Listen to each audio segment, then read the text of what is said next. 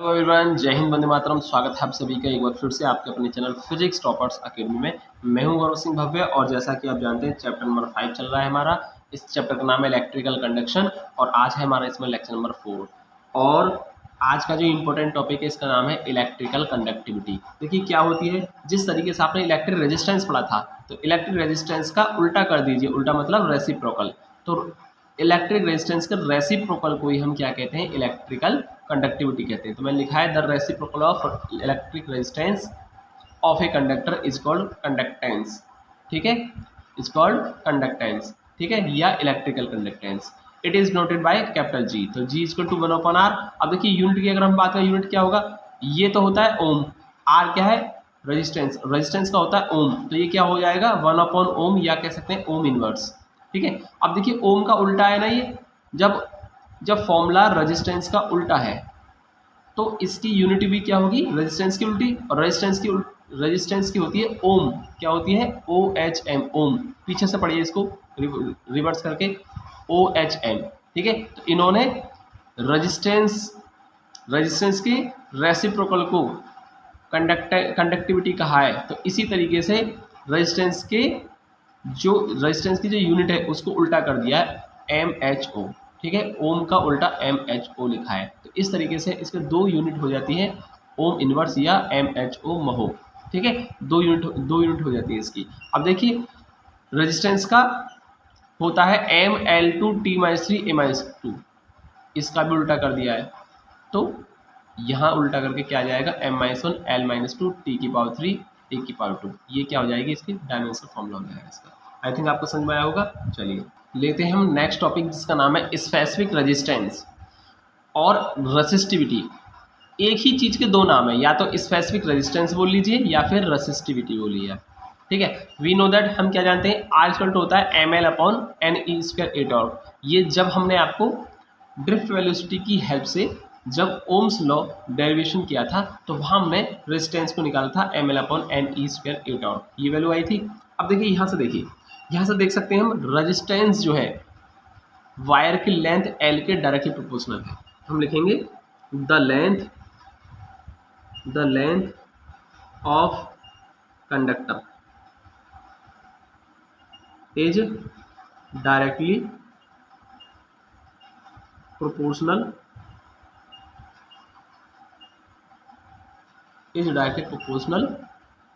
To the resistance. ठीक है, that is R is directly proportional to L। First हो गई इक्वेशन। अब यहाँ से आपने देखा रेजिस्टेंस R किसके इनवर्सली प्रोपोर्शनल है, किसके, एरिया ऑफ क्रॉस सेक्शन। हम लिखेंगे the area of cross section is inversely proportional to the electric resistance, that is R inversely proportional to A। ठीक है, तो आपकी दो इक्वेशन आई। ठीक है, आप क्या कहेंगे, दोनों को कंबाइन कर दीजिए, कंबाइन बोथ लॉज, दोनों को कंबाइन कर दीजिए। तो क्या आएगा, देखिए ध्यान से देखेंगे, R डायरेक्टली प्रोपोर्शनल है लेंथ L के और इनवर्सली प्रोपोर्शनल है A के। ठीक है, अब यहाँ से हम क्या करेंगे, यहाँ से हम इसको हटा देंगे, प्रोपोर्शनलिटी को हटाएंगे तो एक कांस्टेंट ले लेंगे जहाँ हम रो लेते हैं, रो L/A। तो यहाँ लिखेंगे where rho is a proportionality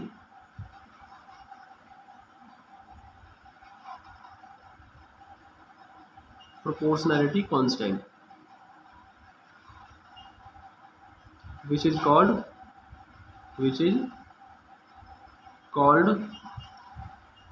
specific resistance। ठीक है, या इसको रेसिस्टिविटी भी कह सकते हैं। अब देखिए यहाँ से हमने देखा, इसको हम हटाएंगे प्रोपोर्शनलिटी को तो एक कांस्टेंट आएगा। इस कांस्टेंट रो को ही हम क्या कहते हैं, स्पेसिफिक रेजिस्टेंस कहते हैं या रेसिस्टिविटी भी कह सकते हैं इसको। ठीक है, अब यहाँ से देखिए, नाउ हम इस स्पेसिफिक रेजिस्टेंस रो की वैल्यू निकालेंगे तो रो कितना हो जाएगा, RA/L। तो यहाँ से हमारा फॉर्मूला निकल के आएगा रो इक्वल टू RA/L। ठीक है, तो ये क्या आ गया, हमारा फॉर्मूला निकल के आ जाता है। अब हम इसमें एक काम करेंगे, if L is equal to 1 meter and A is equal to 1 meter square, यानी यूनिट लेंथ, कंडक्टर की यूनिट लेंथ ली है और यूनिट क्रॉस सेक्शन एरिया लिया है। तो हम क्या देखेंगे, रो इजकल टू हो जाएगा R। इसका मतलब क्या हुआ, किसी यूनिट लेंथ के वायर और यूनिट क्रॉस सेक्शन एरिया वाले, जब कोई हम यूनिट लेंथ और यूनिट क्रॉस सेक्शन एरिया का वायर लेते हैं तो उसका इलेक्ट्रिक रेजिस्टेंस ही स्पेसिफिक रेजिस्टेंस के इक्वल होता है। तो यहाँ से आप स्पेसिफिक रेजिस्टेंस रो की डेफिनेशन भी बना सकते हैं। ठीक है, आई थिंक आपको समझ में आई होगी। देखिए सेम डेफिनेशन मैंने यहाँ लिख दी है, अभी जो मैंने आपको बताई थी, the specific resistance of the material is equal to the resistance, किसकी इक्वल होती है, रेजिस्टेंस की equal, a wire of that material of 1 meter length and 1 meter square cross section area of cross section. I think आपको समझ में आई होगी। अब यहाँ से देखिए हम स्पेसिफिक रेजिस्टेंस का एक और फॉर्मूला निकालेंगे। क्या होगा, देखिए हम जानते हैं रो इजकल टू आर। इस आर की जगह हम क्या लिख सकते हैं, इस आर की जगह हम लिख सकते हैं ये वाला formula ml upon N E square ए टाउ। ठीक है, तो इस आर की जगह लिख सकते हैं हम क्या, ml upon N E square ए टाउ m। ठीक है, ml upon N E square ए टाउ। तो rho equal to R A upon L, यही तो है, रो इजकल टू आर की वैल्यू लिख दी हमने ए अपॉन एल। यहाँ से देखिए ए से ए कैंसिल हो जाएगा, एल से एल कैंसिल हो जाएगा, रो इजकल टू आ जाएगा m upon N E square tau. ठीक है, ये आ जाएगा हमारा न्यू फॉर्मूला इसका। तो स्पेसिफिक रेजिस्टेंस के दो फॉर्मूले होते हैं भाई, एक तो R rho equal to R upon L, एक rho equal to M upon N E square tau. ये भी हमारा स्पेसिफिक रेजिस्टेंस का फॉर्मूला होता है। आई थिंक आपको समझ में आया होगा। नेक्स्ट टॉपिक है, इसमें देखिए स्पेसिफिक कंडक्टेंस।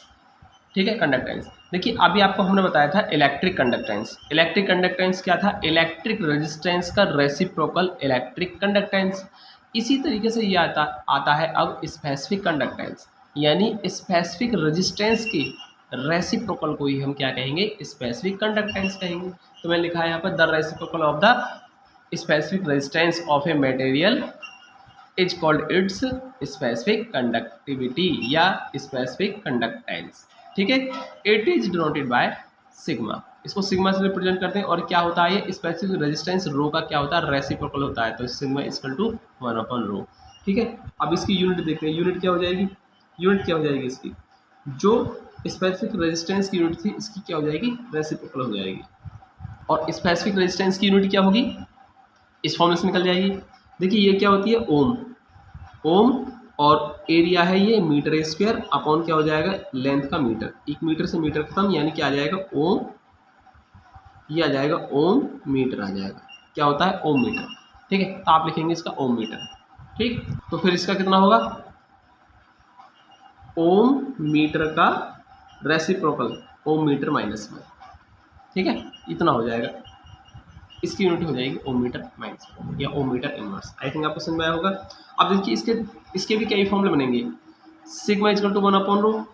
अब हम जानते हैं कि रो इजकल टू होता है आर ए अपॉन एल, तो सिग्मा क्या होगा, इसका उल्टा। देखिए ध्यान से देखिए, ध्यान से देखेंगे, रो का रेसिप्रोकल होता है सिग्मा, तो रो का रेसिप्रोकल क्या होगा, आप सिग्मा इजकल टू क्या लिखेंगे, एल अपॉन आर ए। ठीक है, रो का उल्टा कर दें, एल अपॉन आर ए, तो एक हो जाएगा formula L upon R A. तो हमने लिख दिया है रो का उल्टा, रो होता है आर ए अपॉन एल, तो हम सिग्मा लिखेंगे एल अपॉन आर ए। ठीक है, और इसमें हम sigma equal to L upon, इस आर की वैल्यू क्या रखना है, फिर से वही रख देंगे M L upon N E square ए टाउ। ठीक है, और इंटू ए रख दिया हमने। अब देखिए यहाँ से हमारा फिर से ए से ए कैंसिल हो जाएगा। ठीक है, तो सिग्मा कितना आ जाएगा, एन ई स्क्वायर टाउ। ठीक है, एल से एल भी खत्म, एन ई स्क्वायर टाउ ऊपर चला जाएगा और नीचे हो जाएगा एन। ठीक, तो ये आ जाएगा हमारा थर्ड वाला फॉर्मूला। तो एक फॉर्मूला हमारा ये आया, एक फॉर्मूला ये आया और एक हमारा ये भी आ जाता है। अब ये देखो कहाँ से आया है, देखो आपने ऐसे निकाला या आप पीछे भी इसका उल्टा लिख सकते थे। किसका उल्टा, देखिए यहाँ से इसका उल्टा, क्या था, रो था m/n(e²) टाउ। तो ये जो सिग्मा है हमारा, ठीक है, सिग्मा क्या आ जाएगा हमारा स्पेसिफिक रेजिस्टेंस, क्या आ जाता, n(e² टाउ/n। तो वही लिखा मैंने यहाँ पर, देखिए n(e² टाउ/n), वही आया ना। तो आप वहाँ से डायरेक्ट भी उसका उल्टा लिख सकते थे, सॉल्व करने की भी जरूरत नहीं थी। आई थिंक आपको समझ में आया होगा ये, ठीक है। तो अब देखिए यहाँ पर मैंने दो नोट लिखे हैं जो वेरी वेरी मोस्ट इंपॉर्टेंट है, बोर्ड में यहाँ से कई बार पूछ लिया गया है MCQ वगैरह में या 1 नंबर में। पहला, the electric resistance of wire is increase on increasing its temperature. यानी जब हम किसी वायर का टेम्परेचर बढ़ा देते हैं तो उसका रेजिस्टेंस भी बढ़ जाता है। और ये पूछा गया कि अगर हम किसी भी वायर का रेजिस्टेंस, किसी वायर का टेम्परेचर अगर हम बढ़ा दें तो उसके रेजिस्टेंस पर क्या इफेक्ट आएगा, इंक्रीज हो जाएगा, डिक्रीज हो जाएगा, सेम एज रहेगा, या नॉट इफेक्टिंग, या कोई इफेक्ट नहीं पड़ेगा। तो ध्यान रखेंगे जब टेम्परेचर बढ़ाएंगे हम किसी भी वायर का तो उसका रेजिस्टेंस भी बढ़ जाएगा। दूसरा है इसमें specific resistance of material of metallic conductor increase on increasing its temperature. इसका मतलब भी क्या है, इसका मतलब भी सेम ही है कि जब हम किसी भी कंडक्टर का टेम्परेचर इंक्रीज कर देते हैं तो उसके मटेरियल की स्पेसिफिक रेजिस्टेंस की वैल्यू क्या हो जाती है, बढ़ जाती है। ठीक है, यानी कहने का मतलब ये है टेम्परेचर बढ़ने से स्पेसिफिक रेजिस्टेंस भी बढ़ जाता है। टेम्परेचर बढ़ाने से रेजिस्टेंस भी बढ़ता है और स्पेसिफिक रेजिस्टेंस भी बढ़ जाता है कंडक्टर के, ठीक है, कंडक्टर के मटेरियल का। आई थिंक आपको समझ में आया होगा। ये दोनों वेरी मोस्ट इंपॉर्टेंट नोट्स हैं हमारे, इनको जरूर आप तैयार कर लें। अब देखिए इसके बाद हम कुछ और भी लेते हैं, कुछ हम फॉर्मूले बताते हैं। कुछ ऐसे फॉर्मूले हैं हमारे जो ये शो करते हैं कि रेजिस्टेंस जो होता है टेम्परेचर पर किस तरीके से डिपेंड करता है। और यहाँ से न्यूमेरिकल भी आता है कई बार बोर्ड में, और वेरी मोस्ट इंपॉर्टेंट होते हैं यहाँ से न्यूमेरिकल। तो मैं आपको कुछ फॉर्मूले बता रहा हूँ, आप उनको ध्यान से देखिएगा। ये है वो 3 नोट्स, ठीक है, 3 इंपॉर्टेंट नोट्स, और यहाँ से मैं कुछ फॉर्मूले बताऊँगा और इन फॉर्मूले पर बोर्ड में एक न्यूमेरिकल आपको कम से कम ज़रूर देखने को मिल सकता है। ठीक है, तो वेरी मोस्ट इंपॉर्टेंट। देखिए यहाँ पर हम क्या देखते हैं, if the resistance of a metallic wire at 0 degree centigrade and 3 degree centigrade are R0 and RT, then, यानी हमारे पास एक रेजिस्टेंस है, ठीक है, रेजिस्टेंस है, और उसके मेटल का 0 डिग्री सेंटीग्रेड टेम्परेचर पर जो रेजिस्टेंस है वो R0 है, और T डिग्री सेंटीग्रेड पर उसका जो रेजिस्टेंस है वो RT है। तो यहाँ से हम T डिग्री सेंटीग्रेड टेम्परेचर पर रेजिस्टेंस कैसे फाइंड करेंगे, R0 1 प्लस अल्फा T, इस फॉर्मूले से हम निकाल सकते हैं। ठीक है, अगर 0 डिग्री सेंटीग्रेड पर आपको रेजिस्टेंस मालूम है, और ये क्या है यहाँ पर alpha, alpha is called temperature coefficient of resistance, इसको बोलते हैं प्रतिरोध ताप गुणांक, यानी टेम्परेचर कोएफिशिएंट बोलते हैं इसको। तो टेम्परेचर कोएफिशिएंट अल्फा आपको दिया होगा और टेम्परेचर दिया होगा, और उस टेम्परेचर पर आप रेजिस्टेंस फाइंड कर सकते हैं। ठीक है, तो इस फॉर्मूले का यूज करेंगे हम। तो इस तरीके से आपको न्यूमेरिकल मिलेंगे, वहाँ मैं आपको बताऊंगा किस तरीके से कौन सा फॉर्मूला यूज करना है। अब देखिए यहाँ पर टेम्परेचर कोएफिशिएंट अल्फा के लिए आप इसको इस तरीके से सॉल्व कर देंगे। अल्फा के लिए जब इस इक्वेशन को सॉल्व करेंगे तो इसी इक्वेशन से ये बन जाएगा। तो आप इस फॉर्मूले को किसी फॉर्म में यूज कर सकते हैं, इस फॉर्म में भी यूज कर सकते हैं और इस वाली फॉर्म में भी यूज कर सकते हैं। ये दोनों एक ही चीज़ है, बस यहाँ पर RT की वैल्यू के लिए सॉल्व करा है और यहाँ पर इसको अल्फा के लिए सॉल्व किया है हमने। ठीक है, दूसरा है इसमें नेक्स्ट, देखिए यहाँ पर हमको एक टेम्परेचर दिया हुआ था RT, एक टेम्परेचर दिया था, अननोन टेम्परेचर एक था हमारा। यहाँ पर 2 अननोन टेम्परेचर है हमारे। The electrical resistance of a conducting wire at temperature T1 degree centigrade and T2 degree centigrade. यहाँ 2 टेम्परेचर की बात की गई है और 2 ही रेजिस्टेंस है। T1 डिग्री सेंटीग्रेड पर रेजिस्टेंस R1 लिया है और T2 डिग्री सेंटीग्रेड पर रेजिस्टेंस को R2 लिया है हमने। तो यहाँ पर R2 कैसे निकालेंगे, ठीक है, यानी कि T2 डिग्री सेंटीग्रेड सेकंड वाले टेम्परेचर पर रेजिस्टेंस आप कैसे फाइंड करोगे, R2 equal to R1 1 plus alpha और T2 माइनस T1 हो जाएगा। ये भैया RT बराबर R0 1 प्लस अल्फा T। तो यहाँ पर 2 टेम्परेचर की बात की है और 2 ही रेजिस्टेंस की बात की है, इसलिए यहाँ पर R2 बराबर R1 1 plus alpha T2 minus T1 कर दिया है। और फिर इस इक्वेशन को यदि हम अल्फा के लिए सॉल्व करेंगे तो सेम इसी तरीके से जैसे यहाँ इस इक्वेशन को अल्फा के लिए सॉल्व किया था ऐसे यहाँ कर देंगे। तो क्या हो जाएगा, R2 minus R1 upon R1 T2 minus R2 T1। ठीक है, तो यहाँ अल्फा के लिए सॉल्व करें इस वाली इक्वेशन को, इसी इक्वेशन को अल्फा के लिए सॉल्व करें, यही आ जाएगी आपकी। दो दो नोट्स हो गए आपके। तीसरा नोट क्या है यहाँ पर, देखिए थर्ड वाला, if the resistance of a conducting wire eight T degree centigrade 100 degree centigrade and unknown temperature T degree centigrade. देखिए क्या दे रखे हैं वो, R0, R100 एंड RT। देखिए ध्यान से देखिए, यदि हमको यहाँ पर किसी वायर का, एक कंडक्टिंग वायर है, उसका रेजिस्टेंस दे रखे हैं, क्या दे रखे हैं, 0 डिग्री सेंटीग्रेड पर उसका रेजिस्टेंस कितना है, R0। 100 डिग्री सेंटीग्रेड पर उसका रेजिस्टेंस लिया हमने R100, और T डिग्री जो कि अननोन टेम्परेचर है, T डिग्री सेंटीग्रेड टेम्परेचर पर उसका रेजिस्टेंस हमने लिया RT। तो यहाँ पर हमसे कहा है इस अननोन टेम्परेचर T को फाइंड कीजिए, इस अननोन टेम्परेचर T की वैल्यू फाइंड कीजिए कितनी होगी, तो वो निकालेंगे हम RT minus R0 upon R100 minus R0 into 100 degree centigrade में इसका आंसर आ जाएगा। तो अननोन टेम्परेचर की वैल्यू हम यहाँ से निकाले करेंगे। ठीक है, तो आई थिंक आपको समझ में आया होगा। ये वेरी मोस्ट इंपॉर्टेंट फॉर्मूले, इनको आप जरूर याद कर लें, यहाँ से न्यूमेरिकल हो सकता है बोर्ड में आपको देखने को मिल जाए। ठीक है, वेरी मोस्ट इंपॉर्टेंट फॉर्मूले हैं, जरूर याद करने आपको। ठीक है, नेक्स्ट टॉपिक आता है हमारा relation between current density J and specific resistance, जिसको हम ले लिया रो। ठीक है, स्पेसिफिक रेजिस्टेंस इसको लिया था हमने सिग्मा। ठीक है, तो J और सिग्मा में रिलेशन निकालना है हमको, तो हम क्या लिखेंगे, we know that J equal to I upon A.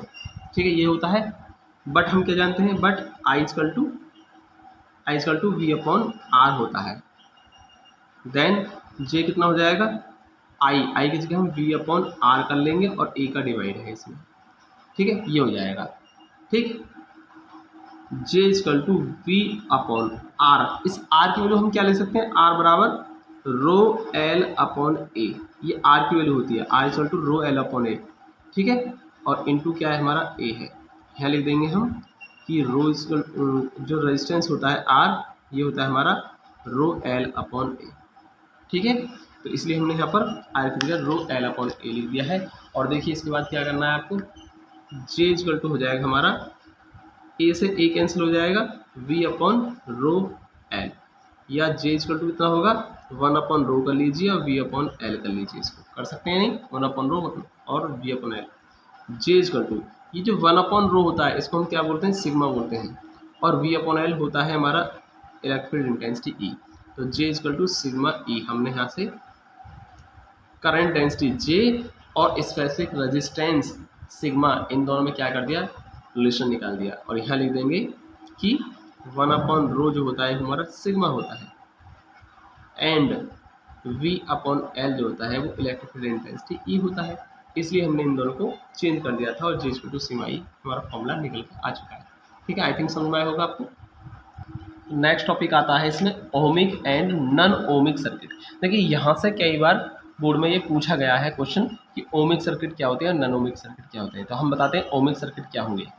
The electric circuit which obey Ohm's law are called ohmic circuit, यानी ऐसे सर्किट जो ओम्स लॉ को ओबे करते हैं, ओम्स लॉ का ओबे करते हैं, वो हमारे होते हैं ओमिक सर्किट। और जो ओम्स लॉ का ओबे नहीं करते हैं, जो ओम्स लॉ को ओबे नहीं करते हैं, वो होते हैं हमारे नॉन ओमिक सर्किट। ठीक है, जैसे कि आप देख सकते हैं ये ओमिक सर्किट है, V और I वोल्टेज करंट के बीच में ग्राफ खींचा, वो जो कि स्ट्रेट लाइन आया, स्ट्रेट लाइन आने का मतलब है V directly proportional to I है, यानी कि वोल्टेज बढ़ाएंगे तो करंट भी बढ़ जाएगी। और ये किस में होता है, ओम्स लॉ में होता है। तो इसका मतलब ओम्स लॉ का ओबे हो रहा है, यहाँ पर ओम्स लॉ का पालन हो रहा है, ओम्स लॉ ओबे हो रहा है, तो इसका मतलब ये क्या है, हमारा ओमिक सर्किट है।